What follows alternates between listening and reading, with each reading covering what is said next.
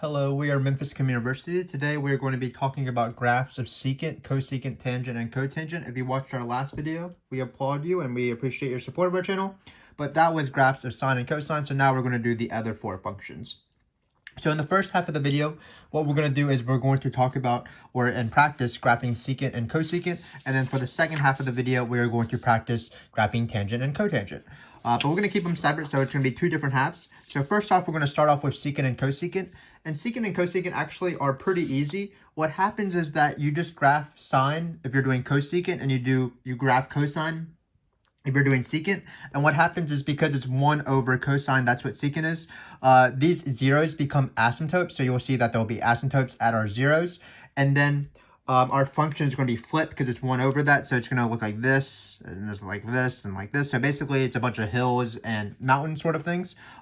Easier to explain as we go, but basically I have the same steps that I have from our previous video, steps to graph sine and cosine. So it is important, if you haven't watched our previous video, to watch that if you want to master graphing secant and cosecant, because you need to be able to master graphing sine and cosine in order to do this.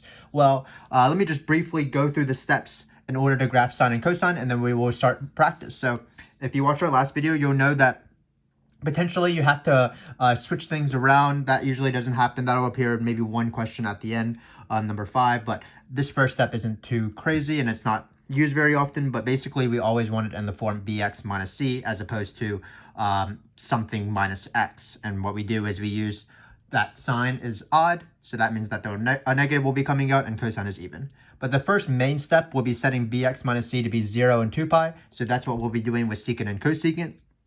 Then we are going to graph sine and cosine. So again, literally you graph sine and cosine, and then you do one additional step to find secant and cosecant. So for sine, we're going to graph, for cosecant, we're going to graph sine. For secant, we're going to graph cosine. If it's negative, we're going to draw the negative sine version, the negative cosine version. Then we're going to find our 5 important points, which include the zeros and what will eventually be the mountains and the valleys. So that will be used, and that's how can't really speak, but in order to do that, we use averages as we did in our previous video. Then we're going to change our y-axis based off A and D, meaning our amplitude and our vertical shift. And then finally, for secant and cosecant, we're going to change all of our zeros to asymptotes, and we're going to flip the min and max. So basically, like, this min will be flipped up to be a max, this max, will be flipped up to be a min, and it'll look like this. And then this one will be flipped like this.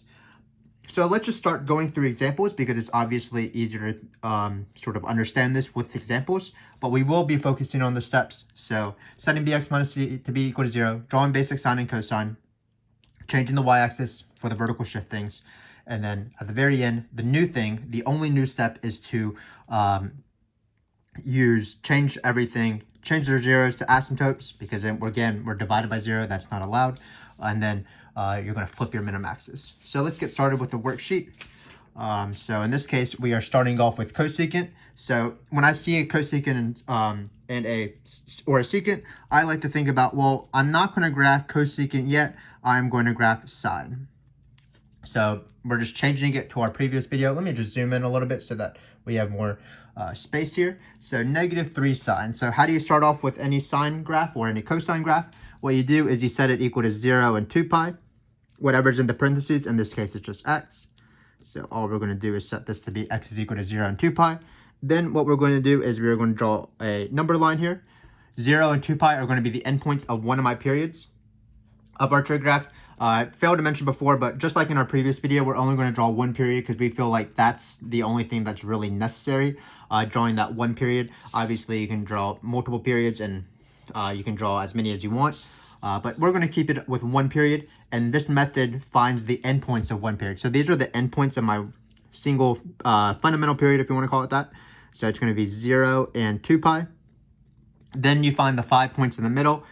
We did this in our last video, but you're just taking average of these things. So this is going to be pi, for example, because it's the average between 0 and 2 pi. This is pi over 2.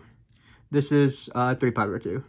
Notice there's no horizontal shrinkage or stretching, or there's no horizontal shift, so it's just your basic 5 points of your basic sine graph. Keep in mind that we're doing with a negative sine graph, so our negative sine graph is going to start at 0, because it's a sine graph, but it's going to be negative. It's going to go down first, so it's going to go like this, this, and this. Then we are going to change our amplitude. If you didn't watch our previous videos, we feel like it's just easier to change your y-axis around, your x-axis around, rather than trying to stretch the graph ourselves. So instead of trying to make this graph taller and call this 1, we're just going to call this 3, because that's the amplitude of this graph. 3 times 1. It's usually 1 and -1, but we're multiplying everything by 3. So this is -3. And then to actually graph the cosecant part, so all of this was review from our last video, graphing this -3 sine of x. This is the graph of -3 sine of x. So what we do is we are going to actually graph -3 cosecant x. So some of my students actually like to dot this line because this is not actually the graph you want. This is the auxiliary graph. But what happens is that for all these zeros, so for these 3 zeros, 1, 2, 3, you're going to draw an asymptote like so. In this case, the y-axis is one of the asymptotes because x is equal to 0 is one of the zeros. And then, so that's the first part, drawing the asymptotes. Then you touch this point right here, and then you just flip everything around. So this is going to be my graph. So this is my graph. This is supposed to be touching. Sometimes my students don't have these touching, but technically they're supposed to be touching. So this is going to be my graph. And then we are good to go. So let me just show you what the actual graph of -3 cosecant is. That's going to be this part right here and this part right here, and that's it. Again, you use the graph of sine to graph that. So nothing new, or just one step new. All you're doing is changing the zeros and then flipping everything. So certainly not too bad. This point is on there, of course, because sine of this angle is 1. So when you do 1 over 1, you'll get 1. So then it has the same point. But now what we're going to do is we're just going to keep going and practice this again. So for all of these, you just draw the cosine if it's a secant, sine if it's a cosecant, in the same way, and then you just do this additional step. So actually, secant and cosecant aren't too bad. So let's start off with this question right here, 2 secant x minus 1. So secant goes with cosine. So instead of secant of x, we're going to graph cosine of x minus 1. Same steps, of course, setting x to be 0 and x to be 2 pi. You're going to get your same 5 points because obviously the average of 0 and 2 pi is going to be the same as it was in the previous example. We have no horizontal movement.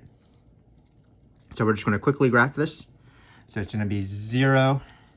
Hopefully you can see it in the shot. 2 pi. This is going to be pi. This is going to be pi over 2. 3 pi. How fun. 3 pi over 2.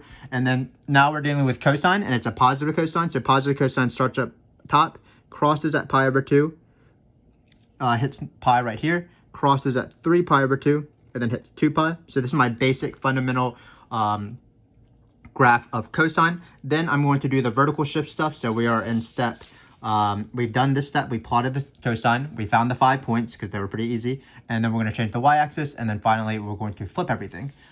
Zeros become asymptotes. So in this case, usually it's 1 and -1, but because there's this 2 here, we're going to change it to 2 and -2. Then we're going to subtract off 1, so everything gets shifted down 1. So this becomes actually, we can write 2 minus 1, that's 1 of course. -2 minus 1, just bring everything down 1. So this is -3. This point right here will be -1,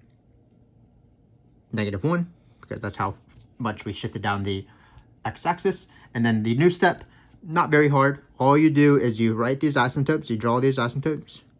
These were the original zeros, so when you divide by 0 when you're doing cosine, they will become asymptotes. And then you sort of change this half hill into a valley, so it's going to look like this.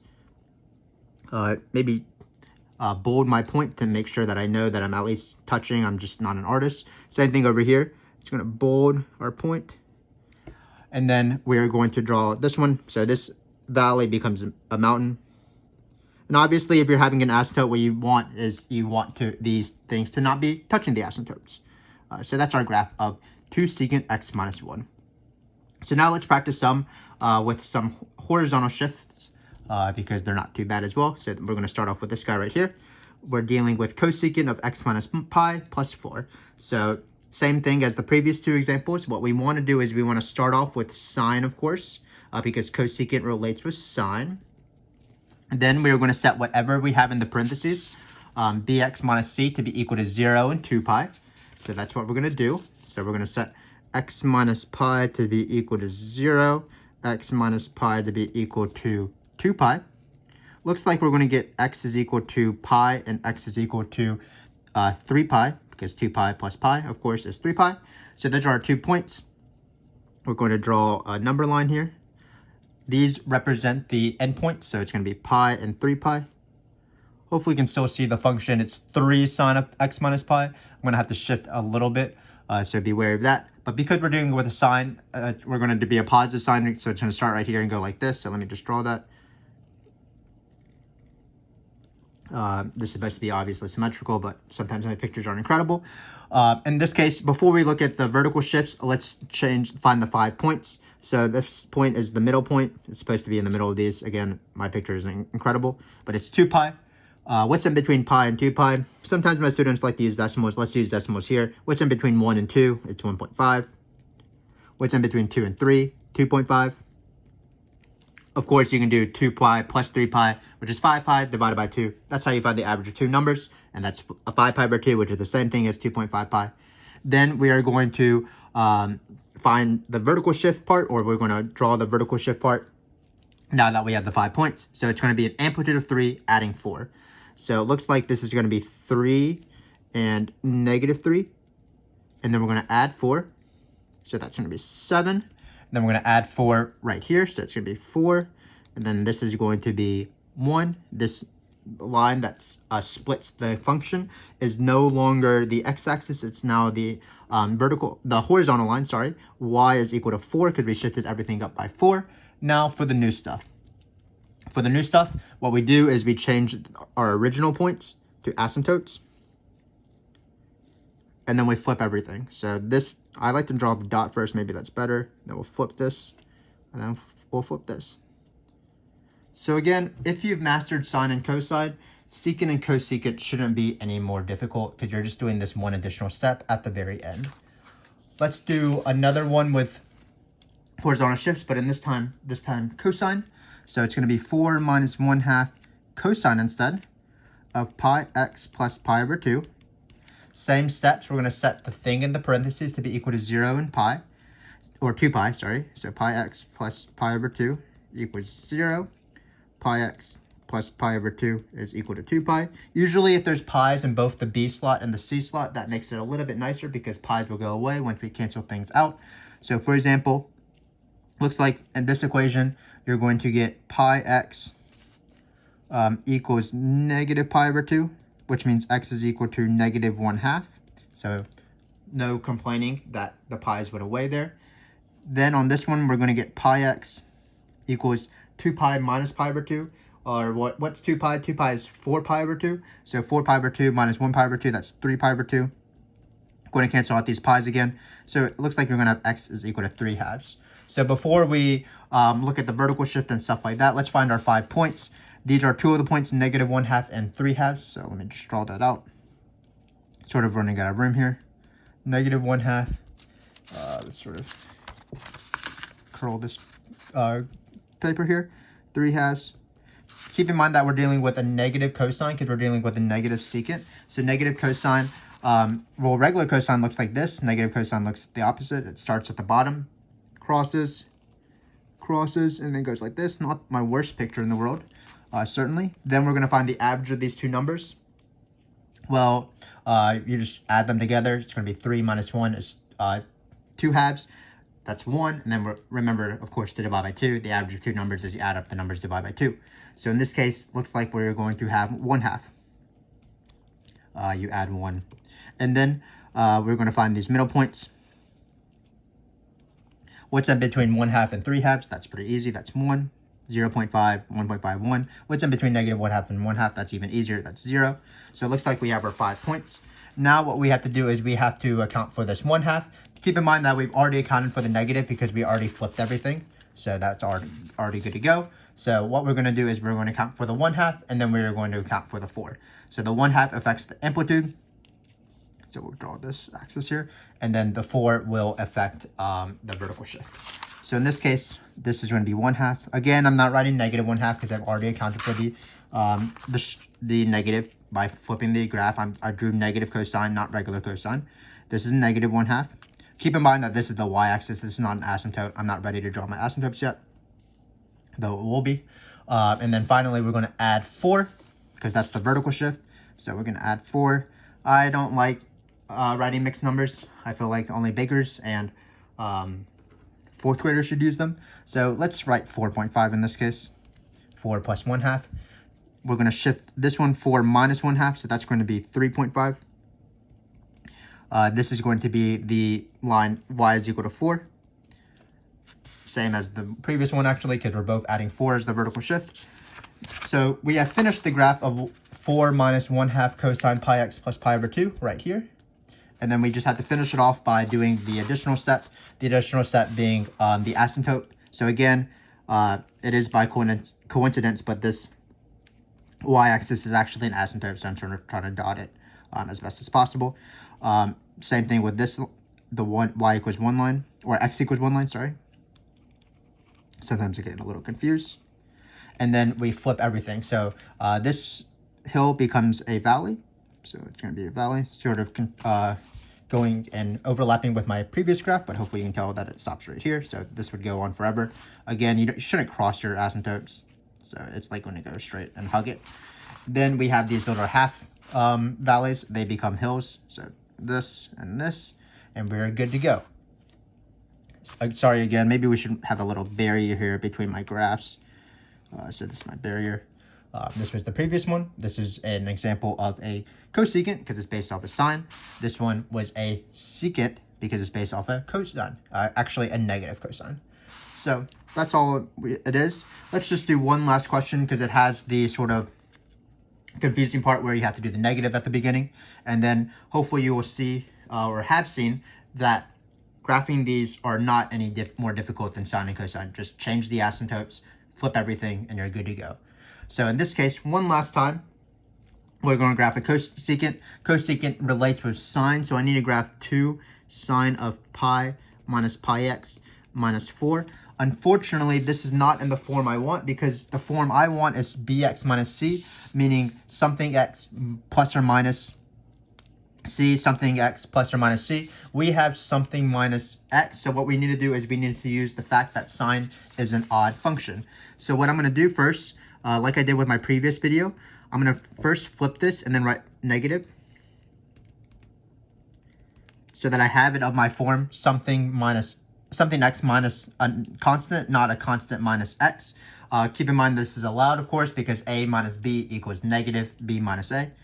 And then when you take this negative will be in the front of here because we have the trig property that sine of negative x equals negative sine of x. So in this case, this negative will not go away. If it was cosine, it would go away, but this negative does not go away. It's going to be in the front here. So pi x minus pi. So we're going to go out about our normal steps, but when we draw our basic sine graph, we're going to draw a negative sine graph. So let's get started. Obviously, the first step is set this thing into parentheses to be equal to 0 and 2 pi. So let's do that quickly. Looks like we'll get pretty good numbers here. Equals 2 pi. So, well, this obviously is solved by x is equal to 1 because you bring the pi over, they cancel. This one isn't that much harder. You bring the pi over, it's 3 pi. 3 pi divided by pi is going to be 3. So it's going to be x is equal to 3. We are good to go. So that's 2 of our points. Now we need to find the other 5. So it's going to be 1 and 3. Sort of running out of real estate here, but I think we'll be able to manage. Keep in mind, again, we're drawing a negative 2 sign. And we didn't have a negative in the beginning, but this negative appeared once we simplified everything. So it is a negative sign, not a regular sign or regular cosecant. And that'd probably be the biggest error. So just be on the lookout for these sort of graphs. These are the trickiest ones. So instead of going like this, which would be a regular sign, we are going to go instead negative sign. Then we're going to find the average of these numbers, but it shouldn't be too bad. The average between 1 and 3, of course, is 2. 1 plus 3 divided by 2. The average between these two is 1.5. 1.52, 2, 2.53. So we are almost done with cosecant. All we have to do is we have to sort of account for this now, the negative 2 and the negative 4. But we already accounted for the negative because we did an upside down sign. So what we're going to account for is the 2 now, the amplitude, and then we're going to shift everything down forward. So it's going to be this.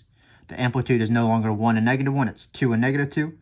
Then we are going to go down 4. So it's going to be minus 4 of everything. Everything gets shifted down as opposed to get shifted up. So it's going to be, we can write negative 4 plus because I'm running out of room here. So this is going to be the line negative 2 now. And then this is going to be negative 4. So this will be negative 6 now. We're subtracting 4 from everything. And now the line that splits the graph is no longer the x-axis. It's now the line y is equal to negative 4.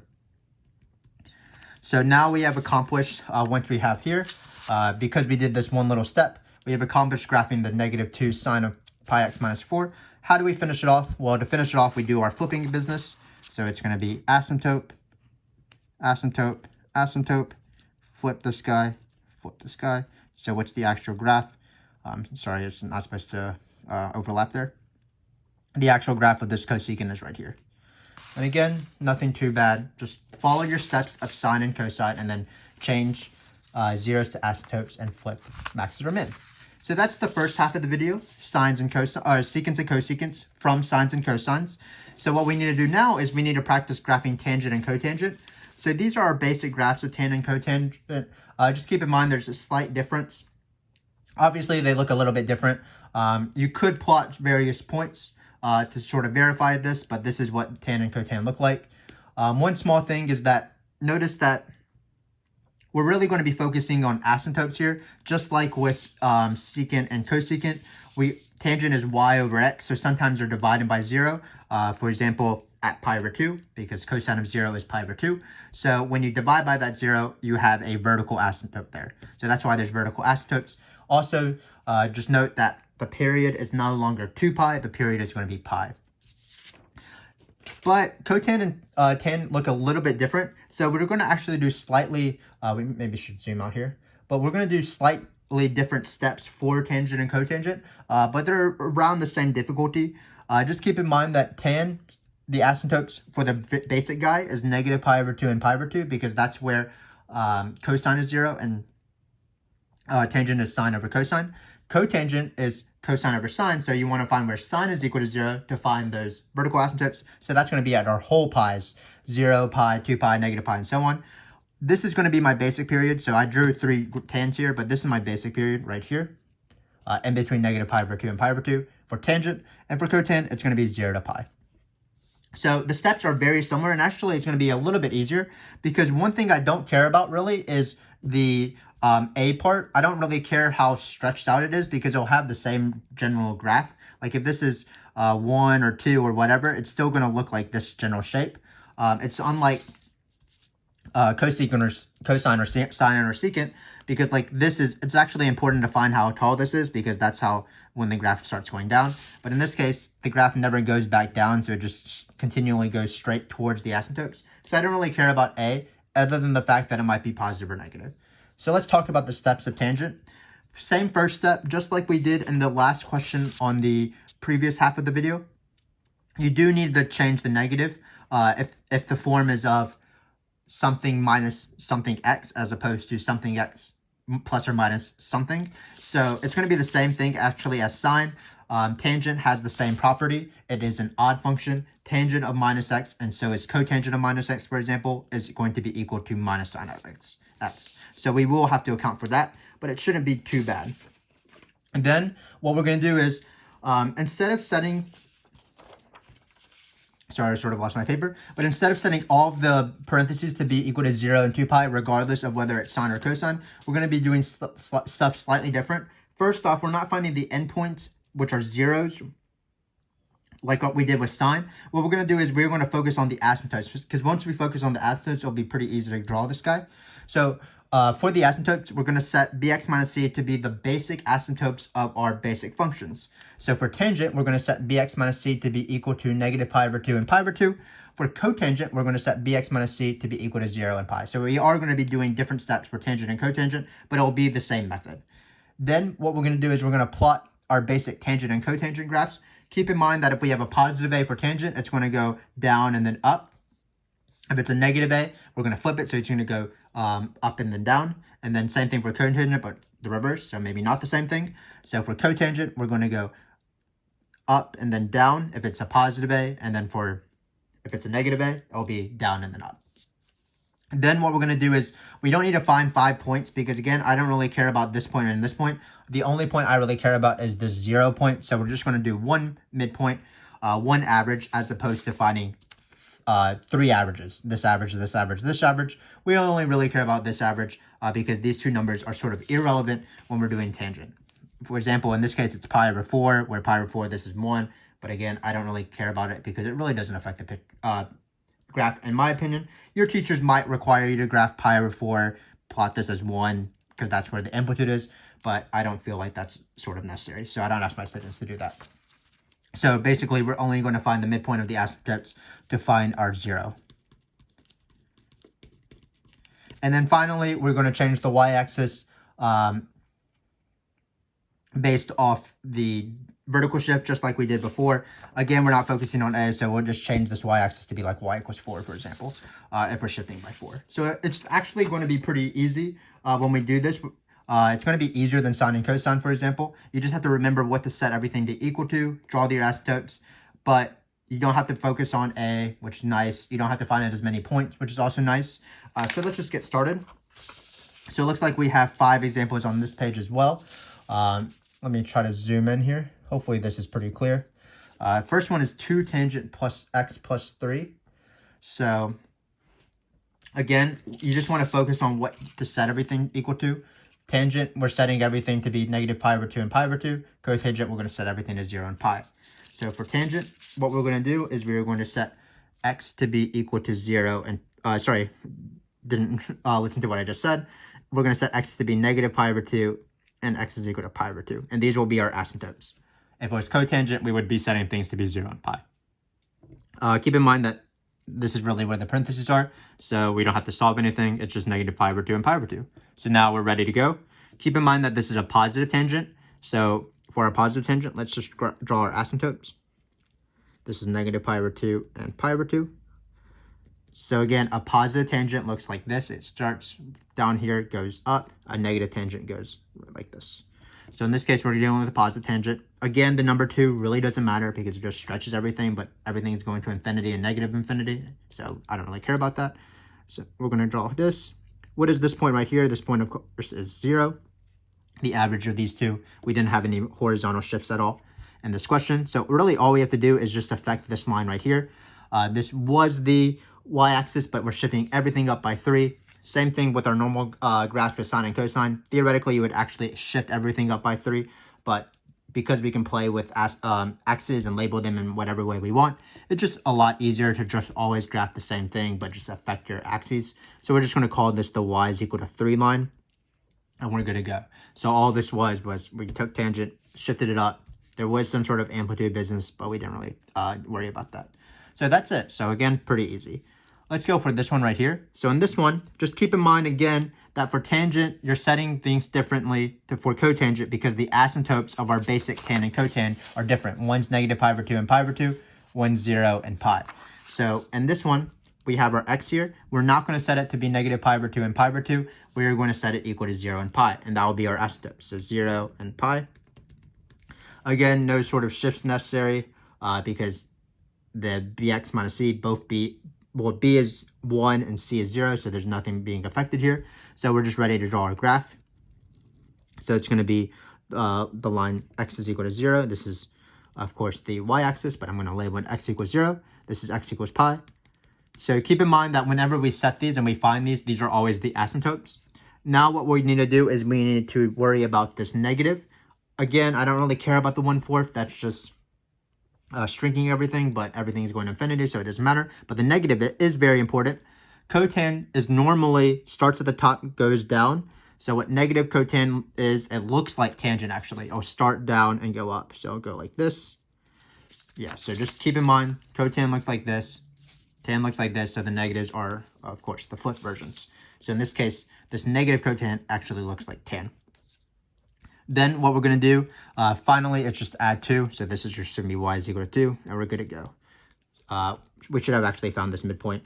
And this graph isn't perfect because, of course, it's supposed to cross out at the average between these two numbers. This should be pi over 2.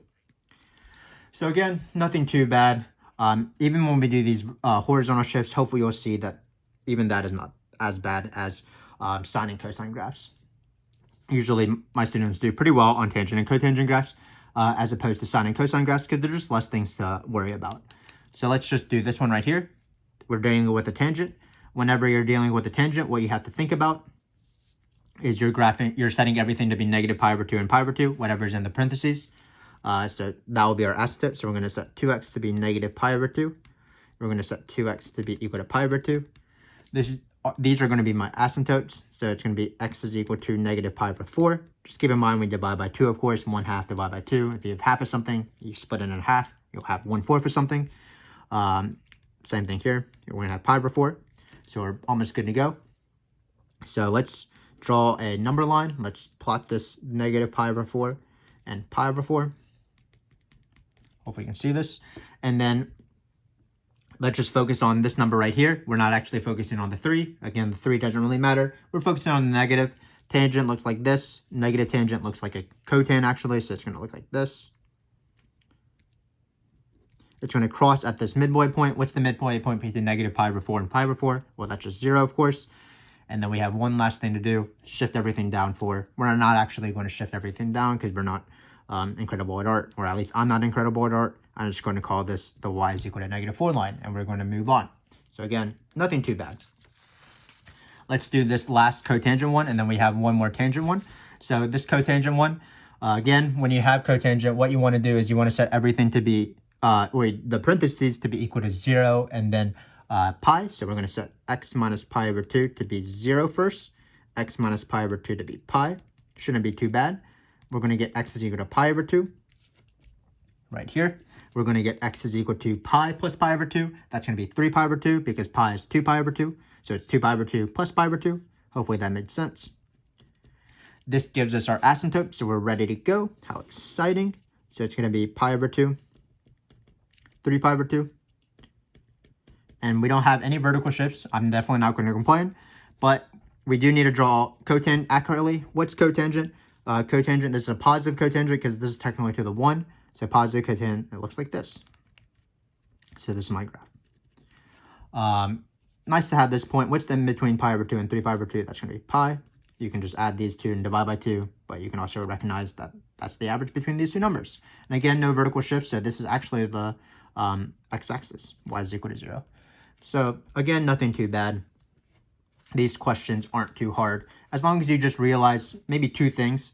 Just be careful of what you're setting the parentheses to be equal to, and it changes based off tan and cotan. For tan, you're setting it to be equal to these. For cotan, you're going to be setting it equal to 0 and pi. And just know the general shape of basic tan and basic cotan. Just don't flip it in your mind. So tan looks like this. Negative tan looks like this. Cotan also looks like that. Negative cotan looks like tan. One last one to do. 2 tan pi over 2 minus x over 4. So these are our sort of dreaded questions where we are not of the form we want. So we do have to do this first step, write this in this form that we like, bx minus c, as opposed to something minus bx. So what that's going to require, just like in our question number 5 here, is we're just going to do a little bit of algebra. And then because tangent will satisfy a property like this, we'll just take the negative out, and then we'll be good to go. So in this case, we'll have 2 tan negative x over 4 minus pi over 2. Again, I took out a negative because tan satisfies this property.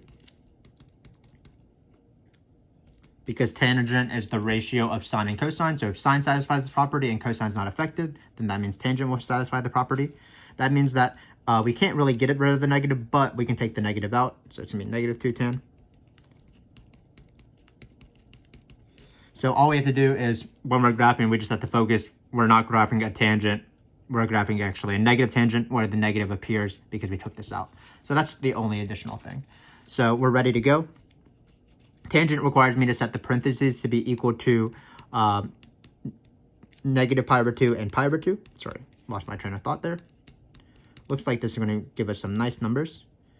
Got too excited with the numbers, and that's why I wrote equals there. But I should be able to regroup here. So when we cross out these negative pi over 2's, x is going to be 0. You're going to get x over 4 equals 0. Of course, you can bring that 4 over and get x equals 0. Then for this one, looks like we're going to add this pi over 2. 1 pi over 2 plus pi over 2 is going to be pi, because you have half plus a half. then you're going to multiply by 4. So it looks like x is going to be 4 pi.